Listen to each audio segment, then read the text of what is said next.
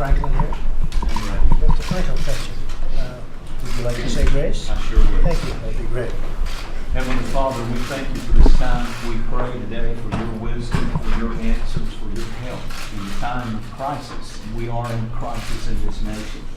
I pray today for our president. Thank you for his stand. Thank you for his courage. We pray for his wisdom today to be increased as we hear from around the nation. We pray today for your guidance. Bless the patrols that are on the border, those that are putting their life on the line. We pray for the victims' families of people who have suffered and lost loved ones because of the crisis that we're dealing with in this room today. Give us grace and give us help in the time of need. In Jesus' name we pray. Amen. Thank you, Pastor, very much. I appreciate it. It's beautiful. So we're here today to address the humanitarian and security crisis on our southern border. I just got back. It was a sight to behold. Not pretty. Very dangerous. Drugs are flowing across. Human traffickers, you think of that as an ancient crime. It's not an ancient crime. It's more prevalent today in this world, far beyond the United States. It's a world crime given to us very much by the internet and bad people. The internet has made things in many ways better, in many ways much worse, but human trafficking, grabbing women in particular, and children, but women, taping them up, wrapping tape around their mouths so they can't shout or scream, tying up their hands behind their back and even their legs and putting them in the backseat of a car or a van, 3, 4, 5, 6, 7 at a time. They don't go through checkpoints. They go through areas that don't have a wall or don't have a steel barrier. They go up to the checkpoint, and before they get to it, they make a right or a left, depending on where they are. And they go out into the desert or out into the land, and they find the first area that doesn't have anything blocking its way. And they have mini highways all over the place. You can see it all over the place, and it's not good. And the only way you're going to stop it, the only way to stop it, without question, is with a very powerful wall or steel barrier. This is part of what we've just finished. This is a section that we're doing. This is what we've designed since I've been in. Some of the wall that they put up over the years, which, by the way, should have been put up, whether it looked good or not, should have been put up a long time ago. We inherited a lot of problems, whether it's North Korea, whether it's the Middle East, whether it's a lot of other things. We took over a lot of problems and we're straightening them out one by one. One of the big problems we have is our border, our southern border. And we're going to take care of it. Now, the easy solution is for me to call a national emergency. I could do that very quickly. I have the absolute right to do it. But I'm not going to do it so fast because this is something Congress should do. And we're waiting for the Democrats to vote. They should come back and vote. They want to go home. They're probably home by now. And Nancy and Chuck and all of the folks that could settle this thing in 15 minutes. I used to say 45 minutes. Now I say 15 minutes. It's so simple. We need money for a barrier. If we don't have a barrier, we're just wasting all of the other money. There's no technology that's any good. I think you'd say that. You know that probably better than anybody, most of you guys. You know, without the barrier, you don't have security. Without the barrier, you have people driving in loaded up with drugs, with smuggled people, with all sorts of things that you don't want to know about. So we need a barrier. It's a very simple meeting. We could also do a much more major form of immigration reform, and I'd look forward to doing that along with many of the people at the table, including our vice president. And we look very much forward to moving on that. But first we have to get a barrier because it all doesn't work without protection. The Rio Grande area where I was yesterday, you just have to look at it to see how dangerous it is. El Paso, Texas, went from one of the most unsafe parts or cities in the United States to one of the safest cities in the United States as soon as they put up the wall. They built a wall and fencing apparatus that blocked people So they went from one of the most dangerous cities to one of the safest cities, all within a very short period of time. It's common sense, folks. Everyone knows it works. Everyone knows it's not expensive. They say it's medieval. Well, so is the wheel medieval. I looked at all the vans and all of the serious equipment that they surrounded me with yesterday. The Secret Service, the police, the Border Patrol, ICE. Every one of those had the wheel. Well, they say wheels are medieval too, but some things don't change. Wheels and walls. And they haven't found an alternative to either of those two, right? They haven't found an alternative. So we want Congress to do its job. We want the Democrats to come back and vote, wherever they may be. I haven't left the White House except to go to Iraq for a very short period of time, where I had a great experience, frankly. I met some great people, some great generals. We have great ideas having to do with Syria. It's working out very well, knocking the hell out of ISIS, and we're bringing our folks back home, and we're going to always have a presence. And it's working out very well. A lot of things are working out well. North Korea is working out very well. A lot of things are working out well, but the southern border is something that should be easy. So what we're not looking to do right now is national emergency. What we want to do, we have the absolute right to do it. In many ways, it's the easy way out. But this is up to Congress, and it should be up to Congress, and they should do it. And if they can't do it, if they yell that we can't do it, there's no way we can vote for security. There's no way we can vote for safety. All Nancy and Chuck have to do is tell me. And you know what?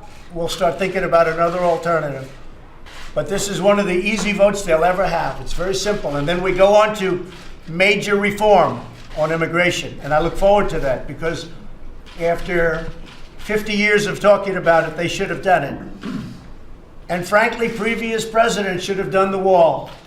It should have been done, not just sections, small sections. The problem with doing a section of wall is they come around it. So the wall works for the area that it is, but when you have the big openings, they just come around it. And we can't allow that to happen. So we have great plans. I met yesterday with the Army Corps of Engineers. You know, we're building the wall right now as we speak. Somebody said, oh, but we had $1.6 billion and they haven't spent it. The reason we haven't spent it is because the contractors are building it. And unlike governments, and this government in particular, I like paying after it's built instead of before it's built. Okay, I learned that a long time ago in building buildings. You let your contractor do the work, and then you see if they did a good job, and if they didn't do a good job, don't pay them. And if they do a good job, pay them fast.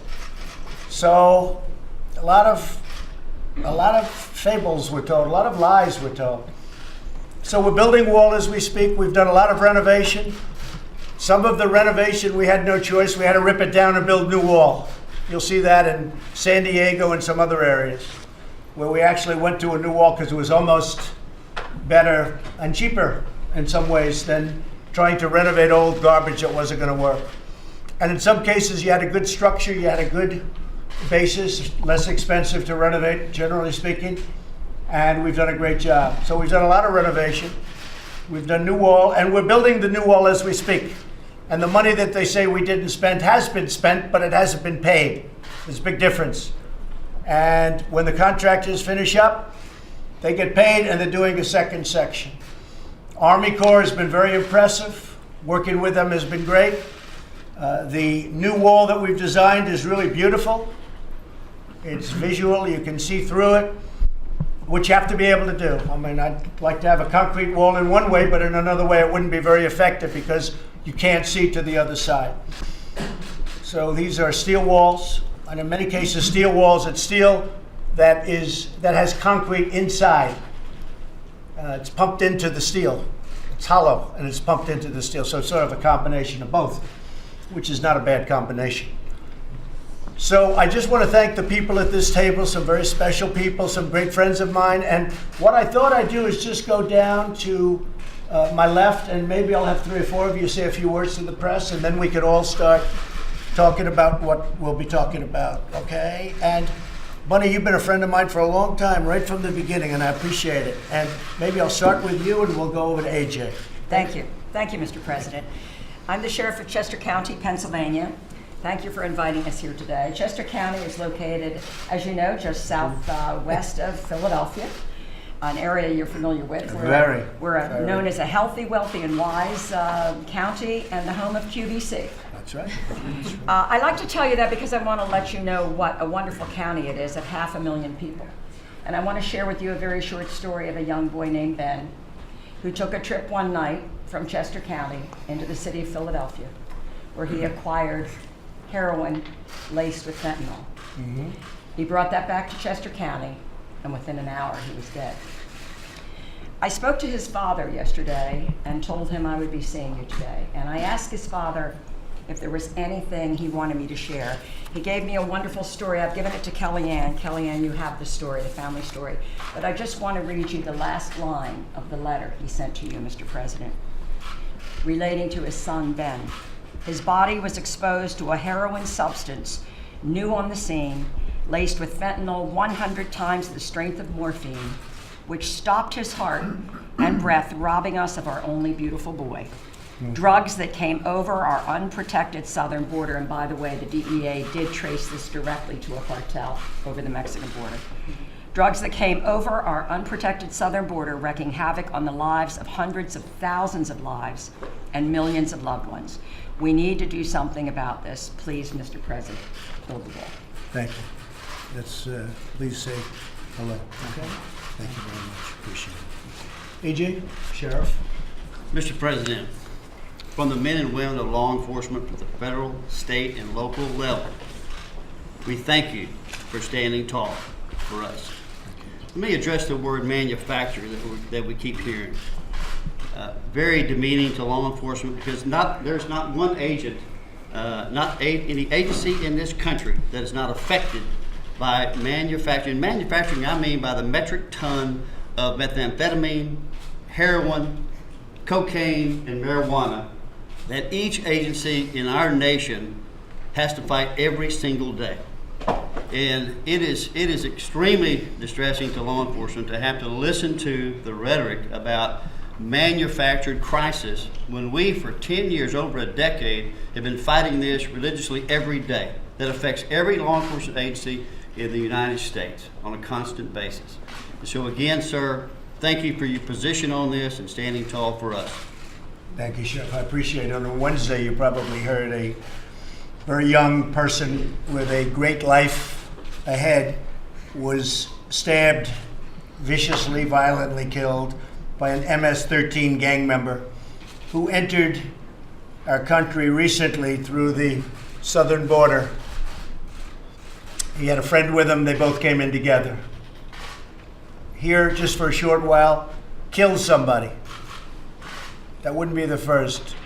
We have them locked up in pretty tough conditions. It's a disgrace. Came through the southern border. Please, say a few words. Mr. President Trump, I'm Pastor Pasquale from the International Church Las Vegas. Thank you for having me today. Thank you for everything you're doing for America. Thank you. I would like to share something with you about human trafficking, the crisis we're having. As you know, we're connected to California. Las Vegas, Nevada is next door. Many of the girls that are being brought across the border through San Diego area are end up in Las Vegas. And what happens there is that, they're illegal immigrants, families are coming in, and we're having the parents are coming to the churches and asking us if we could help them find their daughters because their daughters have been kidnapped into, human trafficking. And they said I had asked them, did you call the police department? Yes, we did. So I connect with the police department. Police are connecting us back. We're working together, and we're able to get these young ladies back. But the problem is that we're having it happen more and more and more and more than ever before. And what happens with the parents, they're afraid to call law enforcement to come and help. So they come to the churches first. They feel they're going to get deported. So we're there as a safe place for them to come, but then we connect them with the police department and do educate the Hispanic communities that the police is not going to arrest them for something that's happening on human trafficking. So, sir, we need your help. And So you are seeing human trafficking, especially with respect to young women, Yes. more now than ever before. yes, young women, yes. Pretty sad. Pretty sad.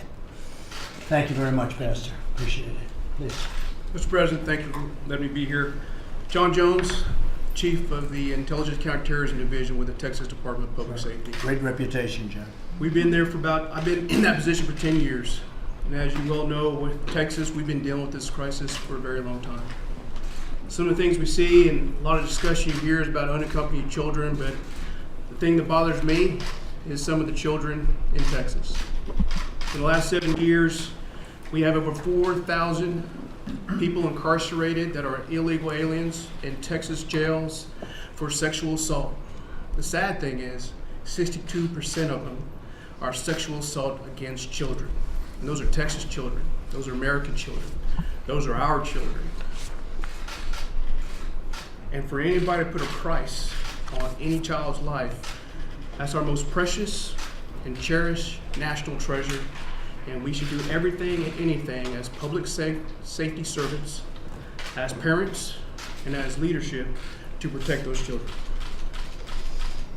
And closing up that border to the bad people would be a great thing, John. Yes, sir. Great thing. Please, thank you. Mr. President, howdy. I'm T. Mike Lokar. I'm the sheriff of Victoria County. We're just north of Corpus Christi. Right. We're part of that Harvey territory, which got damaged that you came. And we appreciate you and the Vice President coming to see us and visiting with us and I remember. supporting our progress. You've heard the rest of the story, as Paul Harvey used to say. Basically, we're the rest of the story. In 2003, there was unfortunately a national incident in our county with regards to loss of life. 19 people lost their lives in a tractor trailer incident. I was one of the first responders. I walked around, and what I saw was a pile of deceased individuals with one child deceased as well, to which was in the arms of the father. I vowed from that point on to go forward and make a difference, not only for our brethren sheriffs on the border, but also ourselves inland. We have to be multi-dimensional on this. We've deemed it as a fatal funnel, Mr. President. It's a Rio Grande Valley to Laredo. Anything to and from is Houston Right. and beyond. And so even in my jurisdiction, we have apprehended a child trafficking case in that area. We have taken on cases with slavery of the human being, but it's still all about law and order, Mr. President. And what we're saying is you have to shore up, you have to pursue the initiative that you have led. Now, I've been in forums like this with other presidents, and they listen, but you are the very first president, even in your candidacy, to support local, state, and federal agencies. And I admire you for that, and I appreciate you for that. But understand that it's multidimensional. Yes, it's the border. And as we told our fellow sheriffs on the border, look, if we can help you fix your problem, that's going to help us. And every day, my deputies, along with Sheriff Louderback, because we're adjacent to each other, are in pursuit dealing with one thing or another with transnational criminal activities. But I want to comment one more thing, and I'll move on. I appreciate you taking ONDCP, putting it back on that cabinet level. I serve on the Houston HIDTA, which takes Houston and all the way to South Texas. If it weren't for the HIDTAs and ONDCP and funding, and this is your best resource now, I'm sure some of the feds may differ, but there's a matrix of state, local, and federal that are part of those HIDTAs across the nation, and they are the subject matter expert. And they have helped us with information, intelligence, outreach, etc., to try to work on this. But until we have this means of a barrier, wall, call it what you want, Right. you've got to have that before we can solve our problems down the road. Thank you, Mr. Thank you, Sheriff. When you talk about the big trailers coming in and loaded up with people, and the doors are locked in the back, and sometimes they're left abandoned and they all die a hell of a death. They're suffocated. They come from the other side of the border. They don't go through a checkpoint. Can't go through a checkpoint because they open up the back doors, they take a look. So you go and they go out onto the different areas depending on where you're going, what checkpoints. They go in between the checkpoints. Most of the problem, we get a lot we had a lot of drugs, a lot of things at the checkpoints, but they're usually hidden in hubcaps and engines and under the floor. But the big stuff comes in between the checkpoints. And the trailers come in loaded up with people with the doors locked in the back.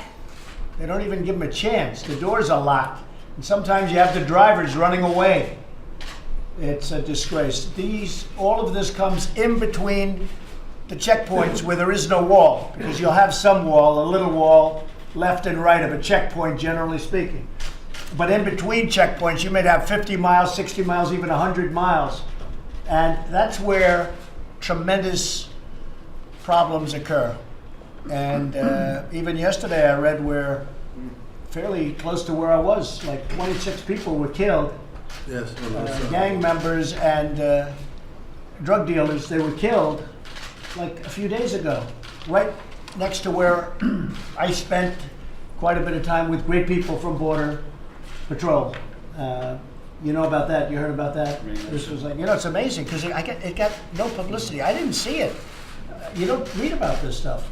They're not telling you the truth about, really, you're doing this country a tremendous disservice. You're not telling the truth about the criminal activity and the crime. 26 people or thereabouts. What was the number? 26? Yes, sir. 26 people were killed over the last couple of days. Nobody even talks about it. I haven't heard about this young person that was killed yesterday, 16 years old, brutally murdered. I haven't heard anything about it. The media is not telling the American public how bad it is, how dangerous it is. I mean, I read a little story about the 26. I said, how could that be a small story? But what's going on, the crime and the drugs and the smuggling and of everything, including children, we're talking women, yes, but probably the biggest victim of everything we're talking about today are children. And children are used. They're dropped on the border and they're used to get people across because they have an advantage because of the stupidity of what we've got and laws that we've inherited. They have an advantage if they have a child. So they grab children at the border. They walk across. They get across easier if you have children. So they're just using the children. Then they tell them to get out of here. The worst victims are the children and the women. And you don't write about it. You write about nonsense. You write about Nancy Pelosi saying it's immoral to have a wall. It's immoral to have all these people killed. These people are being killed and you don't report it because you're fake news. You don't report it. Many of you. 26 people killed and I didn't even hear about it. I mean, nobody even knows about it. And that's, how close is that to where I was yesterday? I was right alongside, I think, right? How far is that away? Miles away. Miles away. You don't even hear about it because you don't want to tell the story of what's going on at the border. You don't want to tell the story about how dangerous it is. So you have people get up and say walls are immoral. What's immoral is what's going on. There's never been anything like it. And we can stop it so easy. And the Border Patrol and ICE, they're doing a fantastic job. But we're not giving them the equipment when we're not giving them the walls or the steel barriers or whatever you want to call it. We're not giving them the equipment. Remember El Paso. Remember what I said about El Paso. From one of the worst to one of the best. Yes, ma'am. Please, go ahead. I'm San Diego County Supervisor Kristen Gaspar. We're the 5th largest county in the nation. We actually have the busiest land crossing in the entire world. And we do rely on our border to maintain that strong binational economy, but at the same time, we rely on our border to keep us safe. The last time I had the opportunity to share the tragic loss of Alexander Mason, a young person in San Diego who was brutally murdered while his killer slipped freely across the border into Mexico. Today I'd like to share with you an alarming trend about what's really happening with the insecurity of our border when it comes to the exploitation of our children. There's an alarming trend in San Diego that our young teens in San Diego schools are being actively recruited by violent drug cartels. They're being pack mules for these drug cartels, smuggling heroin, cocaine, and fentanyl across the border. It's become such an alarming trend that they're being recruited over social media, they're being recruited over gaming consoles, they're being recruited in traditional safe spaces like our schools and our libraries and our parks. Last year, 527 San Diegans lost their lives. They overdosed because of these drugs that are pouring across our border. In addition, San Diego is America's finest city, but America's finest city is now home to the second largest human trafficking industry in the country. Our children are being sexually exploited because of the insecurity at our border. San Diego, this evil industry, raked in close to $1 billion last year. There are 12,000 human trafficking victims and survivors in San Diego County alone. The average age, 16 years old. 16 years old. A third of this trafficked population are the very immigrants who have come to the United States to make for a better life. Now, 2,200 miles from Washington, D.C., representatives like me are held accountable by these families and these victims each and every day while a standoff continues here. And so I challenge our congressional members to meet with these families, to meet with these victims, to look them in the eye and tell them that this is not a crisis. Thank you for the opportunity. Thank you very much. Thank you very much. And this is where I ask the Democrats to come back to Washington and to vote for money for the wall, the barrier, whatever you want to call it, it's okay with me. They can name it whatever they can name it, peaches. I don't care what they name it, but we need money for that barrier. I will say this, the Republicans have been rock solid. They want this to happen. They've wanted it to happen a long time ago, and frankly, for many years, I'm not just talking about now, I'm talking about for years. I gave yesterday an example with Israel. For many years, everybody campaigning for president said they were going to move the embassy to Jerusalem, the American embassy to Jerusalem. This went on, Pastor, as you know, for many, many years, many presidents, dating back all the way to who was the first. And they never did it. And I said the same thing, same words, same campaign, but I did it. I got it done, and people are very happy. Jewish population and evangelicals, unbelievably happy. I did it. I understand why they didn't do it, because it was very tough to do. It met with a lot of nasty talk before I did it, and then I did it, and it was done. And now we've just opened up the embassy, as you know, long ahead of budget and schedule, and way under budget. Like, how about $1 billion under budget? Opened it up for almost nothing, an existing building that we renovated. But the fact is, for years and years, I heard about the embassy going to Jerusalem. And the people would campaign, they're in for 4 years, they're in for 8 years, and never get it done. I got it done. This is a very similar thing. I've been hearing about putting a really good wall, and in my case, I like to say a beautiful wall, because I think it makes a difference. I've seen some of the wall they put up, it's so unattractive that I can understand why other people don't want it. But this is a great looking structure, and it's going to look great. It's going to do the trick beyond belief. It's far better than anybody had projected. We have it at a much lower cost, and it's better, stronger, it's better. And you have the vision through, you're able to see through. But we're going to get it done. And I compare that to the embassy because they talked about it for 45, 50 years longer. And we got it done. We're going to get this done too. Now, Republicans are rock solid. I have to hand it to them. Mitch McConnell, every one of them. Kevin, they have been so strong on this. I'm very impressed. The Democrats are just following politics. And I'm not saying that for any reason. In other words, I guess they're looking at 2020. They think, gee, if we could hurt Trump, we'll have a better chance at winning an election. This isn't about winning an election. This is very simply, very simply about doing what's right for the country. And we have to do what's right for the country. This is common sense. This is not sending rockets to the moon. This is common sense. We have to have this. The country has to have it. They've been talking about it for 35 years. And they do little pieces, a little piece here, a little piece there, put a piece where we need it. The people just go around it. We have to have it. It's got to get done. It's got to get done now. Congress has to do its duty. And the Democrats have to help us. They have to come back to Washington, and they have to vote for border security. They have to vote for safety. It's national security, too. They have to come back and they have to vote. It'll take us 15 minutes, and then we're going to get on to much bigger immigration reform, because we should do that. We should do that. I want to thank everybody for being here. We're going to have now the rest of the meeting. Media, thank you very much. I appreciate it. Thank you. Mr. President, any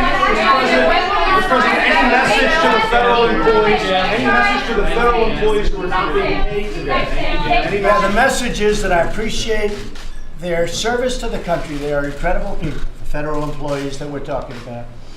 But many of them agree with what I'm saying and what the people in this room who are experts are saying. They don't want to see people killed because we can't do a simple border structure. And I appreciate their incredible support. We have, yesterday, I was watching this morning and reading this morning that so many people are saying the president is doing what's right, and even though it's affecting us short-term, temporarily, as you know, a bill was just passed, which I will sign in Congress, making sure that everybody's going to be paid immediately upon when this is over. But I just really appreciate the fact that they have handled it so incredibly well. And many of them agree with what we're doing. We have no choice. Steve, go ahead. Well, 24 hours ago, you were saying you were probably going to declare a national emergency. No, I said I could do it, but I'll tell you what. It's the easy way out.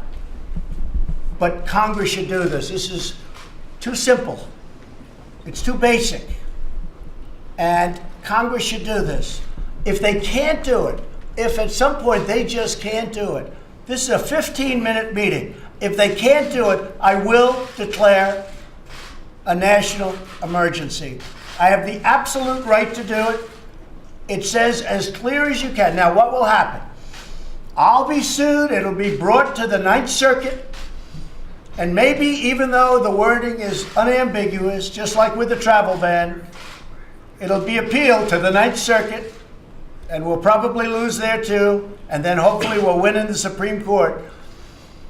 But that's what happens. You can take the most perfectly worded document, as we have in this case, and they'll always bring it to the Ninth Circuit.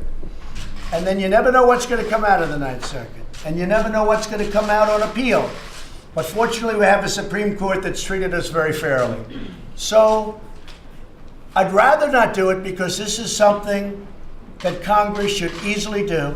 This is something that the Democrats should do. And I don't want to give an easy way out of something as simple as this. Not only simple, it's easy, and it's going to secure our, we have a country that is under siege. You could actually, a lot of people don't like the word invasion.